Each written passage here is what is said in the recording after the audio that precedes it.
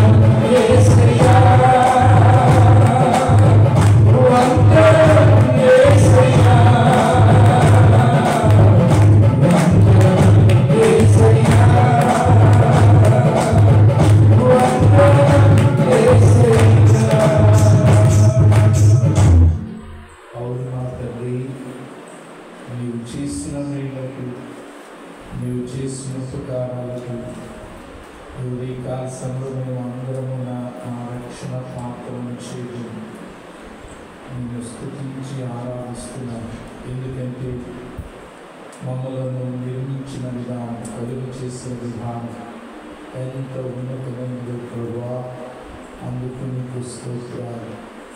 నీవు కలుగ చేసిన తరువాత మనం యథార్థంగా పరిశుద్ధులుగా మనం నిర్మించినప్పుడు దారి తొలగి తన ఇష్టానుసారంగా జీవిస్తున్న దినాల్లో నన్ను పరిశీలిస్తే నాలో పాపం కలగొట్టి ఆ పాపమును పరిశుద్ధపరచడానికి, పవిత్రపరచడానికి, నన్ను నిర్మలుడిగా నిలబెట్టడానికి నేను లోకానికి వచ్చి నా కొరకు కలవలసిన వలే నీ రక్తాన్ని చిందించి నన్ను పవిత్రపరిచినందుకు నీకు స్తోత్రాలయ్యా. అంతేకాదు ఆయా స్థలంలో ఇరుకుల్లో తన ఉన్నప్పుడు సర్వ సమృద్ధించి నన్ను పోషిస్తూ వచ్చినందుకు నీకు వందనాలయ్యా. అంతేకాదు అనేకమైన అవసరతలు, అక్కరతలు, బలహీనతలు, బాధల్లో, బంధకాల్లో నీ కృపాసనం పట్టుకుని అయ్యాన్ని ప్రార్థించినప్పుడు నువ్వు కనికరించి ప్రార్థన ఆలకించి మేము చేసిన దేవుని. అందుకే ఉదయకాల సభలో ఏమిస్తే రుణాన్ని తీర్చుకుంటామగా. మా సార్వత్రిక క్రైస్తవ సంఘములో మేము పాలిభాగస్తున్నాం. మా హృదయపూర్వకమైన కృతజ్ఞత, స్తుతి, ఆరాధన యేసు క్రీస్తు నామములో నీకే సమర్పిస్తున్నా తండ్రి. ఆమేన్, ఆమేన్, ఆమేన్. కూర్చుందామని. మరి దేవుని మాటలు మరి విందాం. దేవుని వాక్యాన్ని వినే ముందు మరి మన సునీలు పాఠాలు ముగిస్తారు. అనంతరం దేవుని వాక్యానికి వెళ్దాం.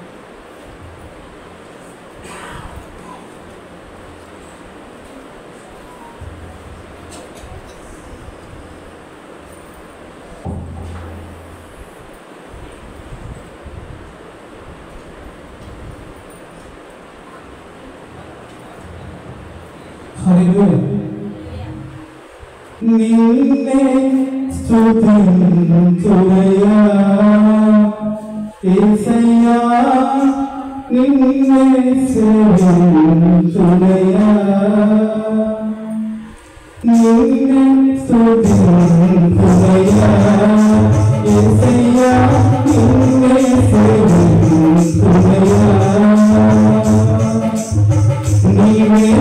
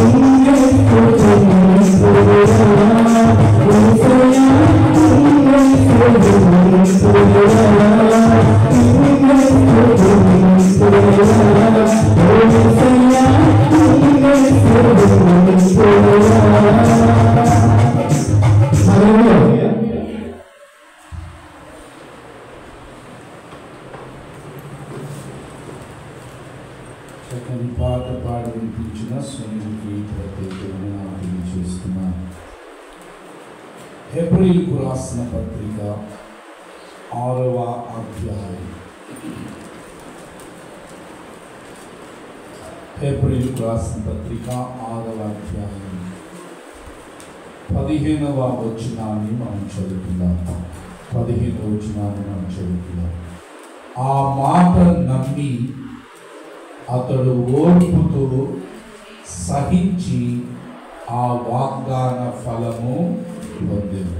చిన్న మాట ప్రార్థన చేస్తున్నాను. జీవగల తండ్రి, ఇప్పటి వరకు నిన్ను స్తుతించాము, ఆరాధించాము. నీ మేలన్నిటినీ జ్ఞాపకం చేసుకుంటున్నప్పుడు మేము ఎప్పటికీ నీకు రుణస్తులని. అయినా మాకు చేతనైనంత వరకు నిన్ను స్తుతిస్తున్నాము, ఆరాధిస్తున్నాము. మా స్తుతుల మీద మీరు ఆసీనులైనందుకు కూడా మీకు వందనాలు తెలియజేస్తున్నాను. ఈ సమయంలో 2వ వర్తమానంగా లేఖన భాగాన్ని జ్ఞాపకం చేసుకుంటున్నప్పుడు మా అందరితో మాట్లాడండి. మరి నీ బానిసను నీవిచ్చిన అవకాశాన్ని బట్టి, ఆధిక్యతను బట్టి నీ పక్షాన నిలబడి నీ మాటలు నీ ప్రియులకు బోధిస్తున్నప్పుడు బలహీనమైన నన్ను నీ సిలువ చోట్న మరుగుపరిచి నీవే ప్రతి ఒక్కరితో మాట్లాడి ఆత్మలో ఈ దినం బిడ్డలు పొలికొల్పబడిన వారే తిరిగి వెళ్ళటానికి సహాయం చేయండి. ఆటంకపు క్రియలను, అపవిత్రపు క్రియలను యేసు నామములో బంధిస్తున్నాను. నీ సన్నిధిని, నీ ప్రభావాన్ని గురించి మెల్లనైన స్వరాన్ని వినిపించమని యేసు నామములో అడుగుచున్నాం తండ్రి, ఆమేన్. ప్రతి ఆలస్యము మన జీవితంలో ఒక అద్భుత కార్యం జరుగుట కొరకే అన్నది ఈరోజు నేను మీకు జ్ఞాపకం చేస్తాను. Every late is for a miracle. ప్రతి ఆలస్యము అద్భుతం కొరకే. ఎందుకంటే మనం చదివిన లేఖన భాగంలో ఇది అబ్రహామును గూర్చిన లేఖన భాగం. అబ్రహాముతో దేవుడు 75 సంవత్సరాల వయసప్పుడు వాగ్దానం చేశాడు. ఎందుకంటే తన ఇంటిని, తన బంధుమిత్రులను అందరిని విడిచి దేవుణ్ణి వెంబడించాడు. దేవుణ్ణి వెంబడించిన దినానే దేవుడు చెప్పాడు, ఇదిగో నిన్ను అనేక జనములకు తండ్రిగా చేస్తాను అని ఒకసారి చెప్పాడు. ఇలా ఆకాశ నక్షత్రాలను చూడు, నీకు అంతమంది సంతానాన్ని ఇస్తాన్నాడు. ఇసుక దగ్గరికి తీసుకెళ్ళి ఇసుక రేణువు లెక్కించు, అంత సంతానాన్ని చేస్తానని చెప్పాడు. కానీ మరి సంవత్సరాలు గడుస్తున్నాయి, కానీ మరి దేవుని వాగ్దానం నెరవేర్చబడలా. 1-2 సార్లు అబ్రహాము కూడా నిరాశను వ్యక్తపరిచాడు. ఎందుకంటే మరి 75వ ఏట వాగ్దానం చేశాడు, 10 సంవత్సరాలైనా నెరవేర్చబడలా, 13 సంవత్సరాలైనా నెరవేర్చబడలా. అయితే పిల్లరా, ఆఖరికి ఆయన వాగ్దానం నెరవేర్చబడిందా లేదా అంటే 100వ ఏట. మనందరికీ తెలుసు, బైబిల్ రాసిన మాట ఏంటంటే, ఏమండి శారమ్మ గర్భం ఉడిగిపోయింది, ఏమండి అబ్రహాము బలం తగ్గిపోయింది, సైంటిఫికల్గా ఇట్ ఈస్ ఇంపాసిబుల్ అనే స్థితిలో, ఏమండి లోకం చూసి ఇది నమ్మశక్యము కాదు అన్న స్థితిలో దేవుడు మహాద్భుతాన్ని, ఒక వాగ్దాన పుత్రుని అబ్రహాంకి ఇచ్చాడు. అదే ఇక్కడ అంటాడు, ఆ మాట నమ్మి అతడు ఓర్పుతో సహించి ఆ వాగ్దాన ఫలము పొందెను. అంటే దేవుడు ఒక్కసారి వాగ్దానం చేసిన తరువాత తప్పక ఆయన తన వాగ్దానాన్ని నెరవేరుస్తాడు. ఆలస్యమైందని మనం విచారించాల్సిన అవసరం లేదు, ఆలస్యమైందని మనం దిగులు పడాల్సిన అవసరం లేదు, ఆలస్యమైందని మనం విసిగిపోవాల్సిన అవసరం లేదు. నా అనుభవం చెప్తాను. గత ఒక 10 రోజులుగా నేను మా పాస్టర్ గారు కూడా కొంచెం నిరాశతో మమ్మల్ని మేము పరీక్షించుకుంటున్నాం. ఏంటి, బాపట్లలో స్థలం అమ్ముడు పోవట్లేదని. ఎందుకంటే మీ అందరూ కూడా ప్రార్థన చేస్తున్నారు దాని కొరకు. ఇంతకాలం నుండి ప్రభు మరి ఇంత అడుగుతున్నా కూడా అది ఎందుకు అమ్ముడు పోవట్లేదు, అది కూడా అడుగుతుంది. దేవుని పని చేయడానికి కానీ వేరే పని కాదు. ఇక్కడ స్థలం కొని పెద్ద మందిరం కట్టుకోవాలన్న ఆలోచన. ఇటు మందిరానికి స్థలం సంపాదించలేకపోతున్నాం, అటు ఆ స్థలము అమ్ముడు పోవట్లేదని చాలా వేదనతో, ఇంకా నాలో సరి చేసుకోవాల్సిందే ఉందా, ఇంకా నేను ప్రభుకి ఇష్టమైన పాత్రగా నన్ను నేను మలుచుకోవాల్సిన పరిస్థితులు ఉన్నాయని ఆలోచిస్తూ దిగులు పడుతూ ఎందరో ఏదో రకాలుగా వర్ధిల్లుతున్నారు. నేనేం తప్పు చేస్తున్నాను ఆలోచనలో ఉన్నప్పుడు దేవుడు నాతో ఈ మాట మాట్లాడాడు, వాగ్దాన ఫలం అనుభవిస్తావయ్యా, కొన్నిసార్లు ఆలస్యం అవుతుంది. అయితే ఆలస్యం దేనికయ్యా అంటే ఒక అద్భుతం జరగటానికి. ఇప్పుడు మీరు ఆలోచించండి, అబ్రహాముని నీకు నేను కుమారునిస్తున్నానయ్యా అని చెప్పాడు కదా, వెంటనే కుమారుని కానీ ఇచ్చుంటే ఆయన చరిత్రను ఇలా మనం చెప్పుకోగలమా? లేదు. ఎందుకంటే దేవుడు ఏదన్నా ఆలస్యం చేశాడంటే దేర్ ఈస్ ఎ మిరాకిల్. ఒక అద్భుతం చేయడానికి ఆలస్యం చేశాడన్నది ఈరోజు మీరు గ్రహించాలి. ఆలస్యమైంది కదా, ప్రభు నన్ను గమనించట్లేదేమో, ప్రభు నా ప్రార్థన వినట్లేదేమో, ప్రభు నా పక్షాన కార్యం చేయలేమని ఏమాత్రం దిగులు చెందాల్సిన అవసరం లేదు. అందుకు అబ్రహామే కాదు, ఇంకా 2-3 ఉదాహరణలు బైబిల్లో మీకు జ్ఞాపకం చేస్తాను పిల్లరా. మరొక ఉదాహరణలోకి వస్తున్నాను, లాజరు సంగతికి వస్తున్నాను. మరి లాజరు రోగి అయినప్పుడు మరియా మార్తలు ఎక్కడికి వెళ్ళారు? యేసయ్య దగ్గరికి వెళ్ళారు. యేసయ్య, మీ స్నేహితుడైన లాజరు రోగిగా ఉన్నాడు, వచ్చి ప్రార్థన చేయమన్నారు. అయితే గమనించండి, యేసు ప్రభు ఆ ఇంటికి వెళ్ళేసరికి ఎన్నో రోజైంది? 4వ రోజైంది. అప్పటికి లాజరు చనిపోయాడా బ్రతికాడా? చనిపోయి 4 రోజులు అవుతుంది. మీకు అర్థమవుతుందా? అలానే మరియా మార్తలు యేసు ప్రభుని పిలిచినప్పుడు యేసు ప్రభు ఏమైనా బిజీగా ఉన్నాడా? లేడు, బిజీగా లేడు. తన శిష్యులతో సహవాసంలో ఉన్నాడు. He can go with his disciples. తన శిష్యులతో కలిసి ఆ ఇంటికి వెళ్ళొచ్చు. కానీ ఈరోజు నేను మీకు జ్ఞాపకం చేస్తున్నాను, every late is for a miracle. దేవుడు ఒక కార్యాన్ని నువ్వు ఎంత ప్రార్థన చేసినా ఆలస్యం చేస్తున్నాడంటే దాని వెనకాల అద్భుతం ఉంది. ఎందుకో తెలుసా? ఆయన ఆలస్యం చేసే దేవుడు కాదు, ఆయన తొందరపడే దేవుడు కూడా కాదు. He will do in his own time, తన సమయం వచ్చినప్పుడు ఆయన చేయాల్సింది చేస్తాడు. నీకు అర్థమవుతున్న ఉదాహరణ చెప్తాను. ఆ రోజు కానాను విందులో ద్రాక్ష రసం అయిపోయింది. మరియమ్మ ఏం చేసింది? ఏసై దగ్గరికి వెళ్ళింది. ఏసై ఏం చెప్పాడన్నా? నా సమయం ఇంకను రాలేదు. There is a time. ఎందుకంటే కీర్తనకారుడు అంటాడు, కాలగతులన్నీ ఆయన వశంలో ఉన్నాయి. హీ నోస్ ఎప్పుడు ఆ కార్యం చేస్తే అదొక బలంగా ఉంటుందో, అదొక అద్భుతంగా ఉంటుందో, అనేకులు కొనియాడదగినదిగా ఉంటుందో, అనేకులు దాన్ని చూచి విశ్వసించగలిగేదిగా ఉంటుందో అది ఆయనకి తెలుసు. అందుకనే పేతురు పత్రిక అంటాడు, ఆయన బలిష్టమైన చేతి క్రింద మీరు ఏమై ఉండాలట? దీన మనస్కులమై ఉండాలి. తగిన కాలమందు దేవుడే కార్యం చేసేదాకా ఆయన బలిష్టమైన చేతి క్రింద మనం దీన మనస్కులమై ఉండాలి. మనం కొన్నిసార్లు మనుషులం కదా, మనకి ఇన్స్టాంట్గా జరగాలి కదండి. అడిగిన వెంటనే జరిగితే అబ్బా ఎంత మంచి దేవుడు, ఎంత గొప్ప దేవుడు, ఆ తర్వాత తెల్లారి సాక్ష్యం చెప్తాం, ఆ తర్వాత ఆదివారానికి మళ్ళీ డబ్బేం పోయింది కదా. అయితే ఈరోజు నీకు జ్ఞాపకం చేస్తున్నాను, every late is for miracle. Abraham విషయంలో లేట్ అయింది కానీ అద్భుతం జరిగింది. లాజరు విషయంలో కూడా యేసు ప్రభు 4వ రోజు వెళ్ళేసరికి మరీ మాటలు అన్న మాటలు ఏంటో తెలుసా? నువ్వు పిలిచినప్పుడే వచ్చింది, మా సహోదరుడు చావకుండును కదా. సో ఇప్పుడు చనిపోయిన వారిని లేపగలిగే శక్తిమంతుడన్న దేవుడు అని యేసు ప్రభుని అర్థం చేసుకోవడానికి ఆయన ఆలోచన చేశాడు. వచ్చాడు 4వ రోజు, ఎక్కడ సమాధి అన్నాడు? సమాధి అంటే వాళ్ళు ఏమంటారంటే వాసన పడుతుంది, ఇప్పుడు సమాధి చేసి 4 రోజులు అవుతుంది అంటే నేను ముందు సమాధి పడండి అన్నాడు, రాయి తీయమన్నాడు.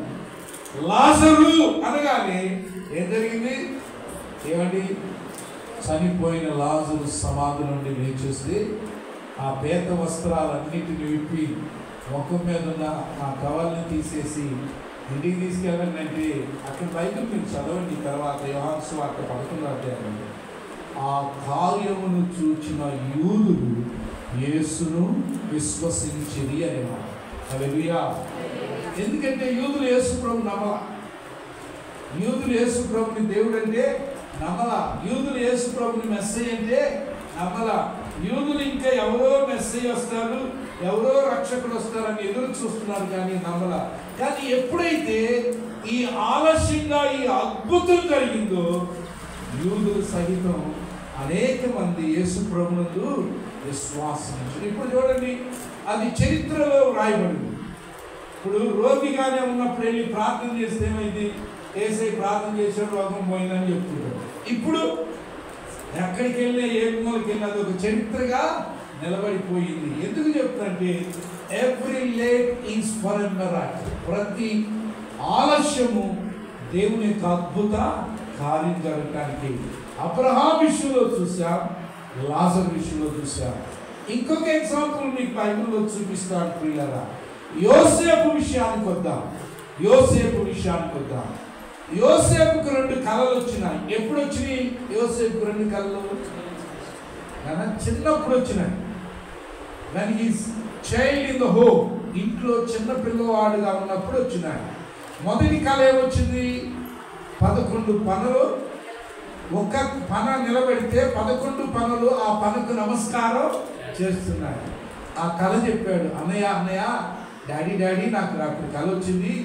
ఇదిగో పొలంలో పనలు కట్టారు, 11 ఒక పనేమో లేచి నిలబడింది, 11 పనలేమో ఆ పనకి నమస్కారం చేస్తుందంటే అన్నలకి కోపం వచ్చింది. వీడు మన మీద పెత్తనం చేయడానికి ఏదో ప్లాన్ చేస్తున్నాడు అన్నాడు. ఇంకొద్ది రోజులకి ఇంకో కళ వచ్చింది. ఏం కళ వచ్చింది? సూర్య చంద్ర నక్షత్రాలు నాకు నమస్కారం చేస్తున్నాయని వాళ్ళ మమ్మీని డాడీని వాళ్ళ అన్నదమ్ముని పిలిచి చెప్తే వాళ్ళందరూ కోపడ్డారు. రే మనమే కాదంట, అమ్మా నాన్న కూడా వారికి నమస్కారం చేస్తారంట. ఏమంటే చిన్నప్పుడు వచ్చింది ఈ కళ. అయితే ఆ కళ నెరవేరిందా? నెరవేరలేదు. ఇమీడియట్గా కాకపోయినా ఆఫ్టర్ సమ్ ఇయర్స్, ఏమంటే నేను ఎందుకు జ్ఞాపకం చేస్తున్నంటే దేవుడు ఒక్కసారి వాగ్దానం చేశాడంటే ఆయన వాగ్దానం నీ ఏళ్ళ తప్పక నెరవేరుస్తాడే కానీ ఆయన మాట తప్పే దేవుడు కాదు. చిన్నప్పుడు వచ్చినాయి ఏమండి, 15-17 సంవత్సరాల వయసులో కళ్ళు వచ్చినాయి, కానీ ఎప్పుడు నెరవేరు తెలుసా? జైల్లో 13 సంవత్సరాలు ఉన్నారు. ఎన్ని సంవత్సరాలు? 13 సంవత్సరాలు. ఆయన దేవుడు విడిచిపెట్టాడు అనుకున్నారా? ఆఫ్టర్ 30 years 30 సంవత్సరాలు దాటిన తరువాత 40వ సంవత్సరానికల్లా యోసేపు ఎక్కడున్నాడు? సింహాసనం మీద. అందరూ నిజంగా నమస్కారం చేశారా? చేయలేదు. చేశారు. ఏమంటే తల్లిదండ్రులు నమస్కారం చేశారు? చేయలేదా? చేశారు. నేను అందుకని ఈరోజు మీకు జ్ఞాపకం చేస్తున్నాను, ప్రతి ఆలస్యం ఒక అద్భుతం కల్పించాలి. నా ప్రార్థన వినలేదని నువ్వెప్పుడు నిరాశపడక, నువ్వెప్పుడు కృంగిపోవాక. Our god is a god of miracles. ఆయన అద్భుతాలు చేసే దేవుడు. ఆయన ఆలస్యం చేసినంత మాత్రాన నా ప్రార్థన వినలేదు దేవుడు అని అనుకోవాక. ఆయన ఆలస్యం చేసినంత మాత్రాన దేవుడు నన్ను విడిచిపెట్టాడు అనుకోవాక. ఆయన ప్రార్థన చేసినంత మాత్రాన దేవుడు నన్ను చూడట్లేదు అనుకోవాక. సమ్ టైమ్స్ అందుకే నేను ఎప్పుడు చెప్తున్నాను, దేవుని సమయానికి విడిచిపోయాను. హీ నోస్ ఎప్పుడు అది నెరవేర్చాలి ఆయనకి తెలుసు. ఇప్పుడు నేను ఇలా చెప్తాను, మీకు అర్థం అవుతాను. మీ ఇంట్లో చిన్న టీపాయ్ మీద మధ్యాహ్నం భోజనం చేసిన తర్వాత ఒక ప్లేట్లో యాపిల్స్, ఒక 2 కత్తులు ఆడబెట్టారు, యాపిల్ కోసుకుని తింటానికి అనుకున్నాను. ఆ టైంలో చిన్న పిల్లోడు దోగాడుకుంటూ ఆ టీపాయ్ పట్టుకుని లేచి కత్తి తీసుకుని కాయ కొయ్యిపోతుంటే ఏం చేస్తాం మనం? అరే ఇది నీ వయసు కాదురా, చెయ్యి కోసుకుంటావురా అంటావా లేదా? చెయ్యి కోసుకుంటావురా. అదే పెద్దవాడు అయ్యాడు అనుకో, ఏం జరిగింది? అరే నాకు కూడా మొక్కు కోసిరా నీతో పాటు అంటే there is a time. అలాగే దేవుడు కూడా he knows the time when ఎప్పుడు ఆ కార్యం చేయాలా అన్నది. అబ్రహాం విషయంలో అదే జరిగింది, లాజరు విషయంలో అదే జరిగింది, యోసేపు విషయంలో కూడా అదే జరిగింది. ఇంకొక ఎగ్జాంపుల్ కూడా మీకు చెప్తాను పిల్లరా. ఇంకొక ఎగ్జాంపుల్ కూడా బైబిల్లో చూపిస్తాను. దావీదు చిన్న వయసులోని దేవుడు ఏం చేశాడు తెలుసా? అభిషేకించాడు కదా. ఆ రోజు సౌలు విషయంలో సౌలు తప్పు చేశాడు. అమాలేకీయుల్ని హతం చేయమంటే హతం చేయకుండా తప్పు చేశాడు, దేవుని ఆజ్ఞను అతిక్రమించాడు. అప్పుడు దేవుడు ఏం చేశాడంటే, సౌలా నీ రాజ్యం నీకుండకుండా తీసివేస్తున్నానన్నాడు. అప్పుడు సౌలు స్థానంలో ఇంకొకరిని రాజుగా పెట్టడానికి దేవుడు సమూయేలుని యెషై ఇంటికి పంపించాడు. యెషై దగ్గరికి వెళ్ళి, అయ్యా నీకు కుమారులు ఉన్నారా? దేవుడు నీ కుమారులు ఇశ్రాయేలుకి రాజుగా నియమించడానికి ఇష్టపడతారు, నేను తైలపు కొమ్ముతో అభిషేకించడానికి వచ్చానంటే పెద్ద కుమారుడు వచ్చాడు, మంచి బలంగా ఎత్తుగా ఉన్నాడు ఎలినాదా.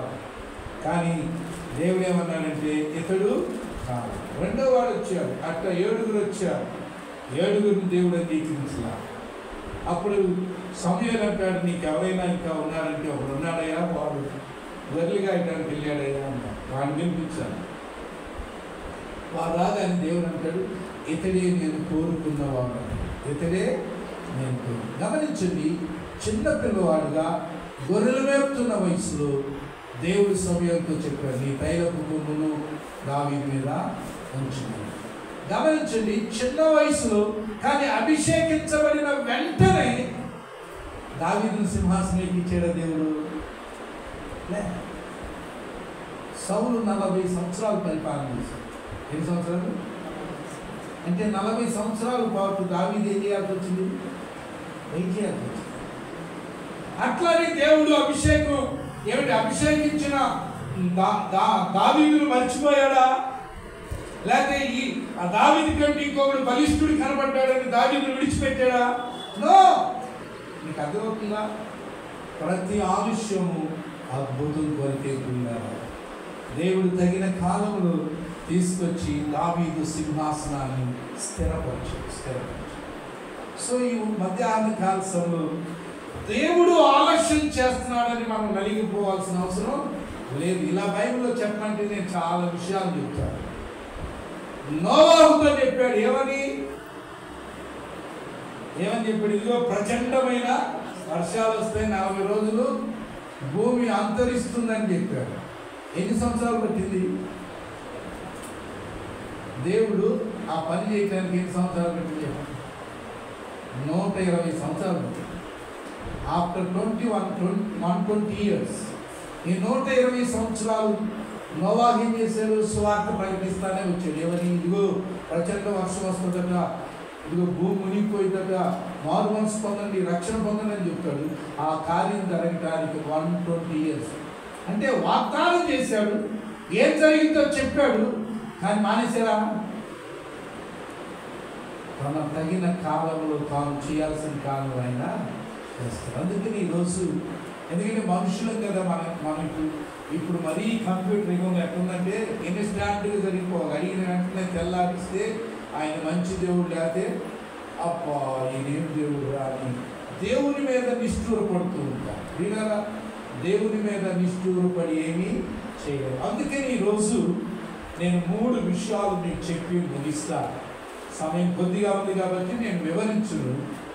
దేవుని కార్యం ఆలస్యమైనప్పుడు ఏమండి, దేవుడు మనలో ఏం చూడాలనుకుంటున్నాడంటే తన కార్యాన్ని మనలో నెరవేర్చడానికి ఇక్కడ 3 మాటలు కనబడతాయి. అబ్రహాం విషయంలో ఏమంటాడు తెలుసా?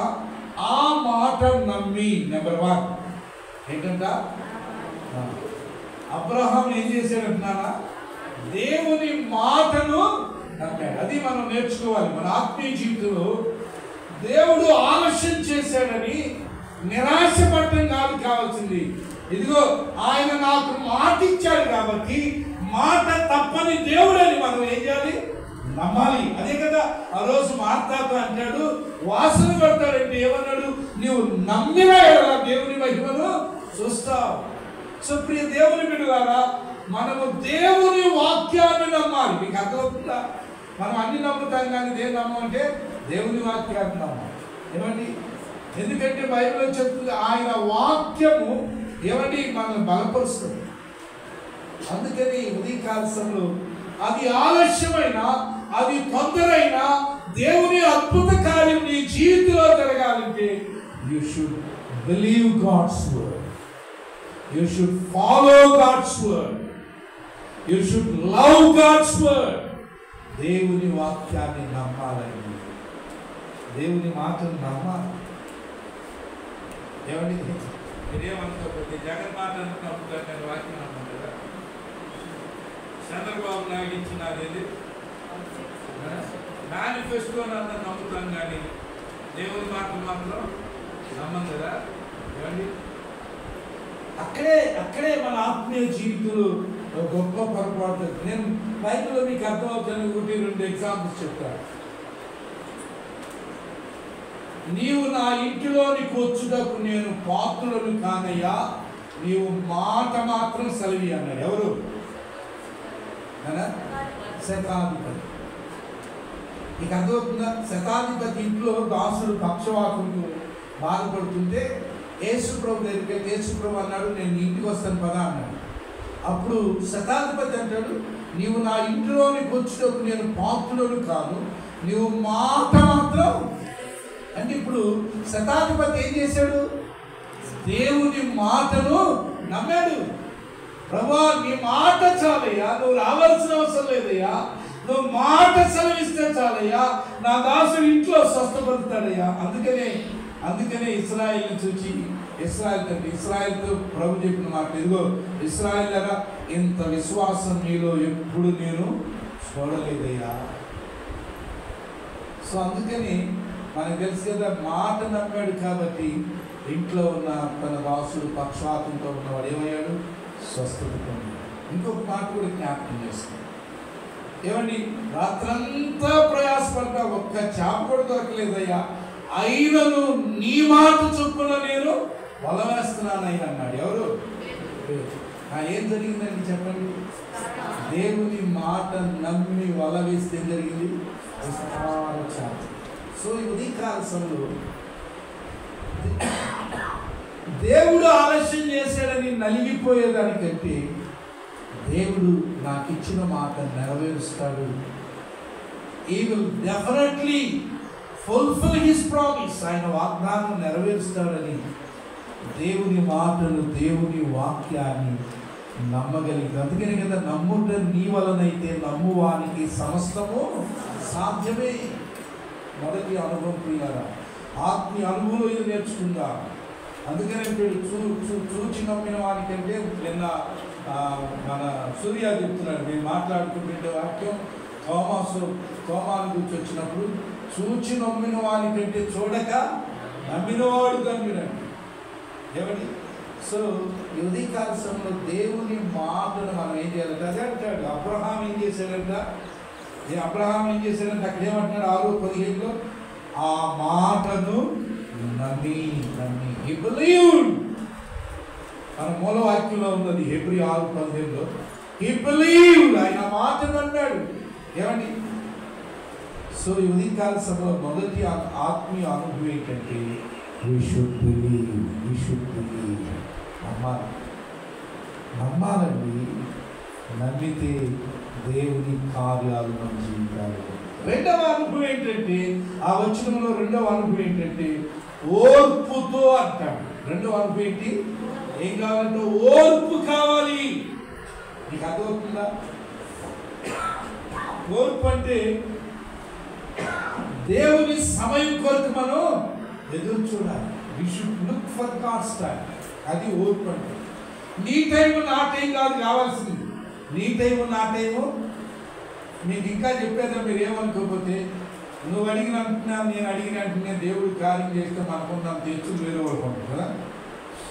అడిగినంటేనే బాపట్లో స్థలములు పోయి ₹1 కోటి నాకు వచ్చి పెద్ద చర్చి పెట్టారనుకో, ఇక నాయుడుపేటలో నాకున్నంత బడా ఇంకోటి ఆయనకి తెలుసా సంగతి? ఎవరికి? దేవుడికి తెలుసా సంగతి. అందుకనే నేను ఎప్పుడు మీకు చెప్తాను, ఆయన టైం కొరకు మనం చూడాలి. కానీ ఓర్పు అంటారు. రెండవ అనుభవం ఏం కావాలి తెలుసా? ఓర్పు కావాలి. దానికి నేను ఒక ఎగ్జాంపుల్ చెప్తాను. హన్నాను గురించి మీరు బైబిల్లో చదువుతారు కదా. హన్నా చాలా కాలంగా దేవుడి మందిరానికి వెళ్ళి ప్రభువా నాకు బిడ్డనివ్వమని ప్రార్థన చేశాను. పిల్లలు లేకపోతే ఏమమ్మా నేను 10 మంది కుమారులతో సమానం కాదా అన్నాడు. ఎవరు? హన్నా భర్త. అయినా ఓర్పుతో దేవుడి సమయం కోరుకానే ఎదురు చూస్తాడు. అప్పుడు ఒక రోజు వచ్చింది. ఏమండి? హన్నా దగ్గరికి వెళ్ళాడు. హన్నా దేవుని ప్రార్థన ఆలకిస్తున్నాడు, నీకు సమయాన్ని ఇస్తున్నాడు. ఏమండి? నీకు సమయాన్ని ఇస్తున్నాడు. నీకు అర్థమవుతుందా? We should wait for the God time. దాన్నే ఓర్పు అంటాడు. అందుకని యెషయా గ్రంథంలో అంటాడు, యెహోవా కొరకు ఎదురు చూచువారు నూతన బలం పొందుతారట, వారు పక్షిరాజు వలె పైకి ఎగిరి వెళ్ళిపోతారు. హల్లెలూయా.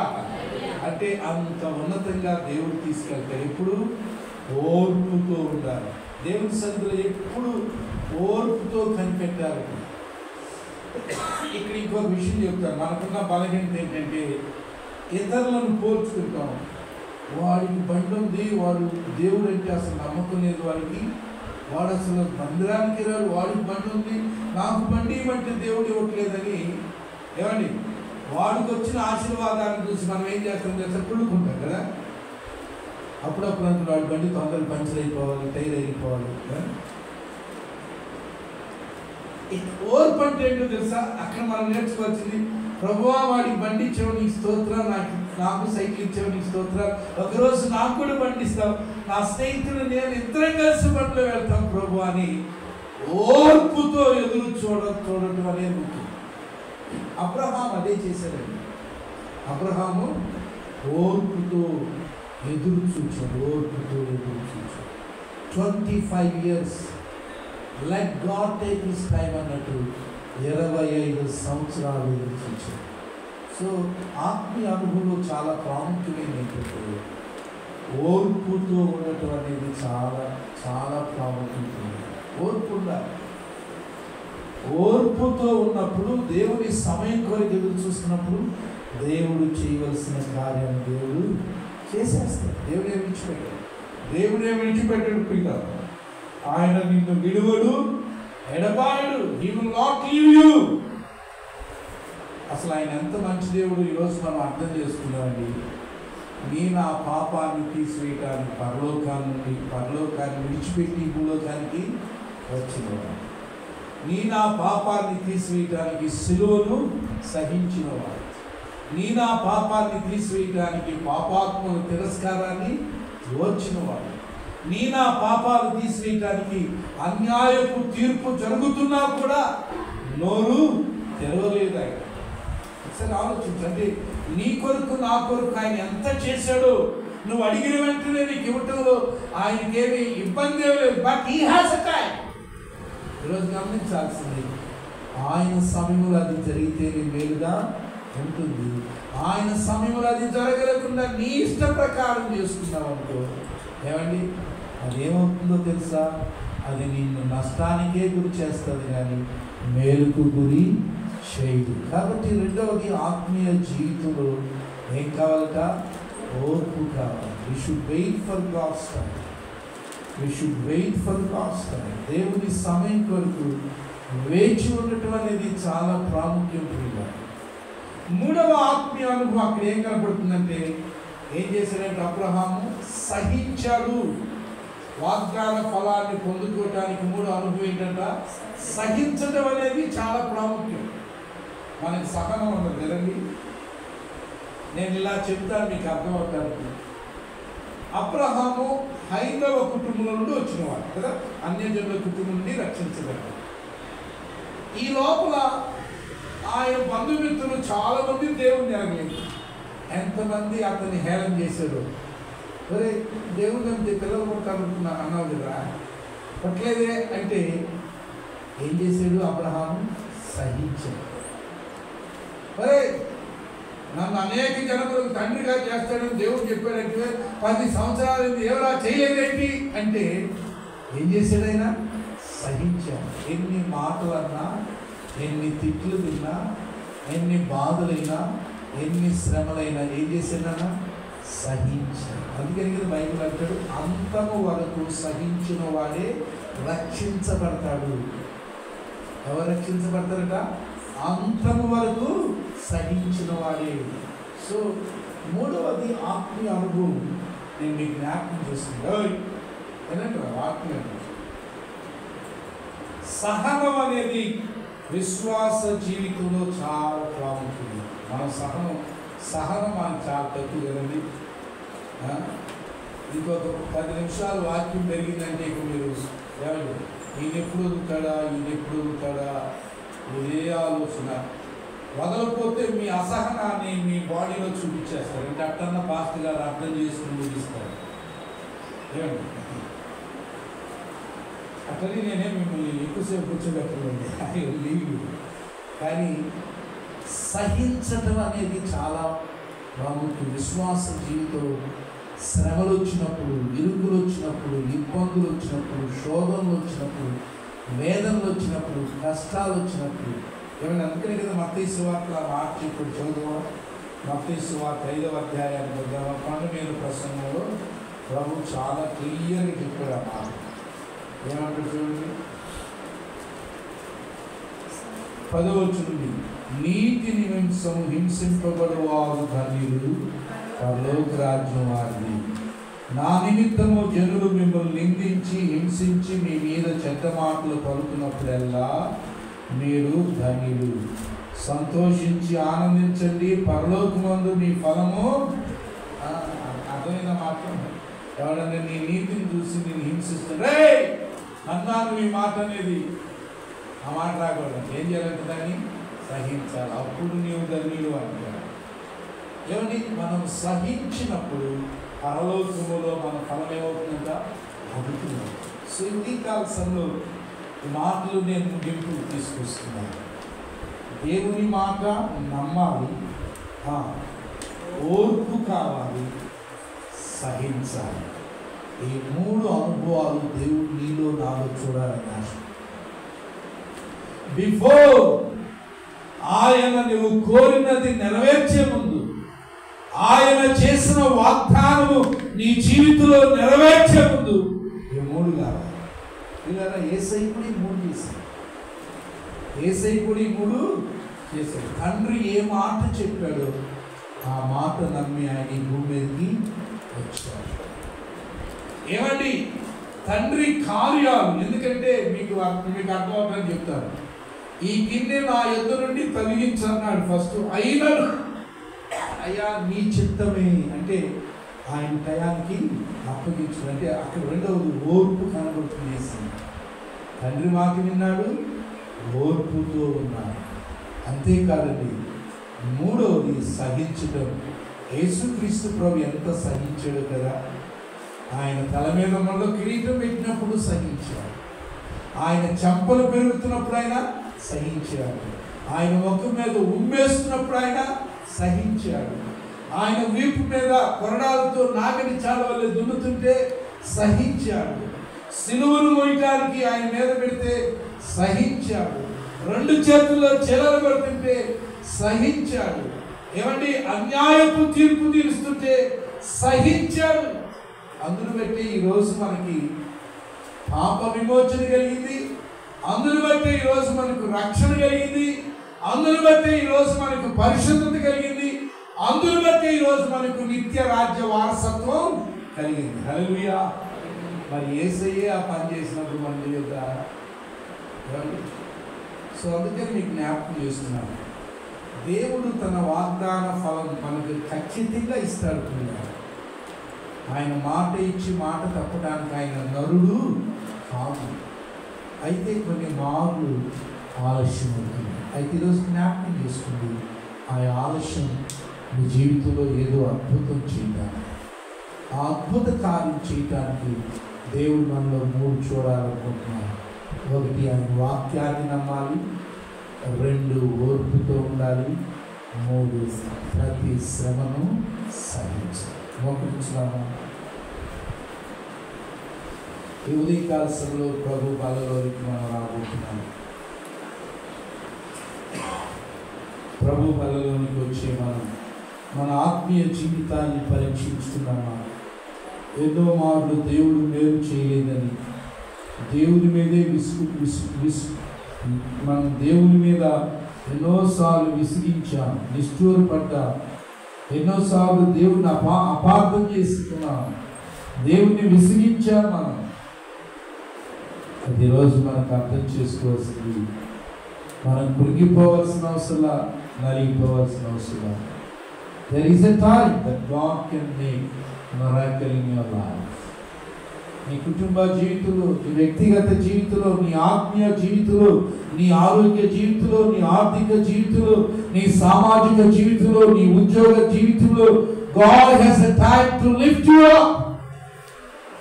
అయితే అప్పటి వరకు దేవుని వాక్యాన్ని నమ్మిన వారుగా, ఓర్పుతో కనిపెట్టిన వారుగా, ప్రతి శ్రమను సహించిన వారుగా ఉంటే దేవుడి వాగ్దాన ఫలము అనుభవించుటకు ఒకరోజు ఆయన మనకు తీసుకొస్తాడు. ప్రార్థన చేసుకుందాం. యేసయ్య తండ్రి మాట విన్నాడు, తండ్రి చెప్పి అంతవరకు ఓర్చుకున్నాడు. ఇదిగో ఆ సిలువకు అప్పగిస్తే సిలువ శ్రమలను సహించాడు. ఈరోజు దాని ప్రతిఫలం మనం అనుభవిస్తున్నాం. ఆ రీతిగానే దేవుడు మనకు కూడా ప్రతిఫలాన్ని ఇస్తాడు. నిరాశపడద్దు, దిగులు పడద్దు, కృంగిపోవద్దు. దేవుడు నన్ను విడిచిపెట్టాడు అనుకోబాక. He never leaves. ఒక్కసారి ఆయన రెక్కల చాటుకు వచ్చిన నిన్ను ఎన్నడూ నీకైనా దూరం అవ్వాల్సిందే, కానీ ఆయన ఎన్నడూ విడిచే దేవుడు కానే కాదు. ప్రార్థన చేసుకున్నాం. ప్రభు బలలో చేయగా మన మధ్యలో ఉన్న రాజకుమారు ముందుకు ఇస్తారు. ప్రభు బలం పరచులో సహాయం చేస్తారు.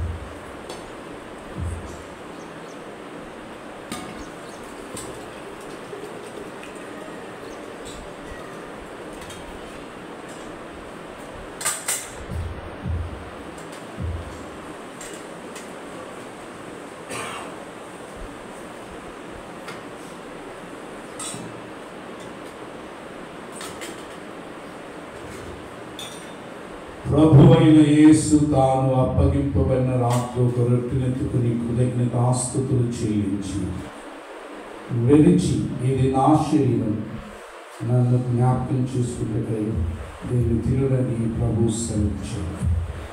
ఆ ప్రకారమే భోజనమైన పిమ్మట ఆయన మరొక పాత్రనెత్తుకుని, ఇది మీ కొరకై చిందించబడిన నా క్రొత్త నిబంధన రక్తము, నన్ను జ్ఞాపకం చేసుకుంటే ఇందులో త్రాగులని ప్రభు సెలవించాడు. ఈ సమయంలో ప్రభు శరీరానికి రక్తానికి సాదృశ్యంగా ఉన్న ఈ పాత్రలోని వాటిని బట్టి కృతజ్ఞతాస్తుతులు చెల్లించి ఇందులో పాలు పొందుగా రాజా ప్రార్థన చేస్తూ ప్రభు స్తుతిస్తారు. పరిశుద్ధ, అద్వితీయుడ, ఆశ్చర్యకరుడ, దయామయుడ, దైవ ప్రభు, సర్వోన్నత, సమాధానకర్త, నిత్యము వేవేల దూతలతో పరిశుద్ధుడు పరిశుద్ధుడు పరిశుద్ధుడు అని మీ ఆడబడుతున్న నా పరలోక తండ్రి, వందనాలు స్తోత్రమైన గడిచిన కాలమంతా తండ్రి మీ కృపలో కాపులలో రక్షక వలయంలో మమ్మల్ని భద్రపరిచి క్షేమాన్ని దయచేసి మరొక పరిశుద్ధ దినం నందు ఈ పాదంలో చెంతకు చేరి మీ సాక్షులుగా నిన్ను ఆరాధించే, స్తుతించే, గణపరిచే భాగ్యాన్ని మాకు దయచేసిన విధానాన్ని బట్టి మీకు వందనాలు స్తోత్రమైన మీ దాసుని ద్వారా మీరు అందించినటువంటి ఆత్మీయ ఆహారాన్ని బట్టి మీకు వందనాలు స్తోత్రమైన అవునైనా మీరు చేసిన వాగ్దానం ఆలస్యం అవుతున్నదంటే మా జీవితాల్లో అంతకంటే గొప్ప కార్యాల కొరకే అది ఆలస్యం అవుతున్నదని, మా అంతకంటే అద్భుత కార్యాలు మా జీవితాల్లో జరిగించేందుకే అది ఆలస్యం అవుతున్నదని మీరు వివరించిన విధానాన్ని బట్టి మీకు వందనాలు స్తోత్రమైన అవునైనా తండ్రి యేసయ్య, మా జీవితాల్లో మీ ప్రణాళిక ఎంత గొప్పదో, ఎంత మహోన్నతమైనదో మాకు వివరించిన విధానాన్ని బట్టి వందనాలు స్తోత్రమైన ఆ కార్యాలను మేము చేయాలంటే తండ్రి మీ వాక్యాన్ని నమ్మాలని, అదేవిధంగా ప్రభువా మీకు సమయం ఇవ్వాలని, అదేవిధంగా ప్రభువా నమ్మి మీ పాదముల చెంతకు చేరాలని మీరు అందించిన వాక్యాన్ని బట్టి మీకు వందనాలు స్తోత్రమైనా అవునైనా తండ్రి అటువంటి కార్యాలు మేము చేసి తండ్రి మీరు ఇస్తున్నటువంటి గొప్ప బహుమానాలను మేము పొందుకునగలిగే కృపను మాకు దయచేయమని తగిన వేడుకుంటున్నాం తండ్రి. అదేవిధంగానైనా 2000 సంవత్సరాల క్రితం తండ్రి మా కొరకు తండ్రి ఈ లోకానికి తండ్రి వచ్చి ఏ పాపము ఎదుగునటువంటి మీరు నా కొరకై సిలువ యాగంగా తండ్రి మీరు బలి ఇచ్చినటువంటి అర్పణను బట్టి మీకు వందనాలు స్తోత్రమైనా మీరు కాల్చిన ప్రతి రక్త పొట్టును బట్టి మీరు పొందినటువంటి ప్రతి అవమానాన్ని బట్టి మీరు చేసినటువంటి గొప్ప కార్యాలను బట్టి మీకు వందనాలు స్తోత్రమైనా దాన్ని బట్టి మీకు ఏమి ఇవ్వలేనటువంటి దీర్ఘమైన మనస్సుని సమర్పిస్తుందిగా ప్రభా మీ సాక్షులుగా తండ్రి మీ రాకడ వరకు నిలబడగలిగే కృపను మాకు దయచేయమని ఈ కళలో మేము పాలు పొందుతుండగా ప్రభా మమ్మల్ని మేము సరి చేసుకుని మీ సాక్షులుగా నిలబడే కృపను దయచేయమని ఈ చిన్న ప్రార్థన తిరిగి రానైనా ప్రభు యేసు నామములో ప్రతిలాడి వేడుకున్నాం తండ్రి. రక్షించబడిన అనుభవం గల వారు మీ కుడి హస్త